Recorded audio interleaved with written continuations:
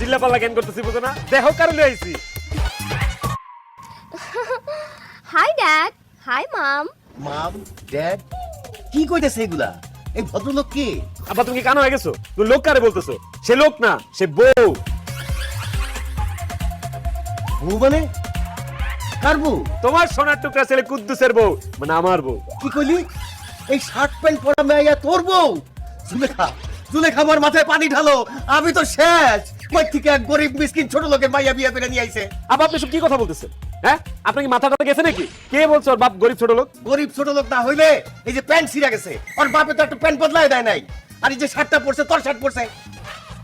কুদ্দুস, তোমার ড্যাড তো অনেক শেখেলে। আই এম সো ফ্যাটেটেড। ড্যাড, মম, আজকালকার যুগে সবাই এরকমই কাপড় চোপড় পরে, এরকম জিন্স, শার্ট, টি-শার্ট, এরকম ছেঁড়া jeans, I mean rip jeans, you know. আর এগুলো এখনকার স্টাইল, আপনারা জানেন না? স্টাইলের গুল্লি বাড়ি। হায় হায় রে, আমার ছেলের বউ শার্ট প্যান্ট পরে, এইটা যদি গ্রামের মানুষ জানে, আমার তো মান ইজ্জত কিছু থাকবো না। বাদ দাও না, তোরা যখন একটা ভুল করেই ফেলাইছে তখন এর একটা সমাধান করে দাও। সমাধান একটাই, এইসব প্যান্ট শার্ট পরা যাইবো না। বাঙালি মেয়ের মতো শাড়ি পরতে হইব। What? Dad, mom, sari? Impossible. আমি এসব শাড়ি টাড়ি পরতে পারবো না, ড্যাড।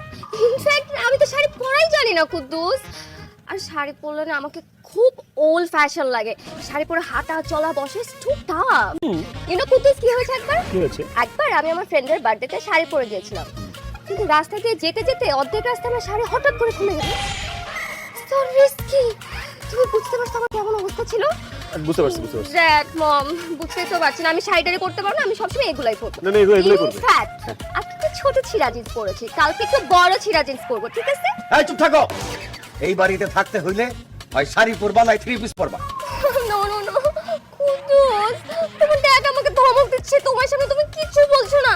আমাকে কেউ কোনোদিন ধমক দেয়নি। আমি এখনই বাসা ছেড়ে চলে যাবো, থাকবো না। Where is my bag? না না না না, তোমার যাও লাগবে, আমি বলতেছি। আব্বা, আপনি আমার বউরে কেন ধমকাধমকি করতেছেন?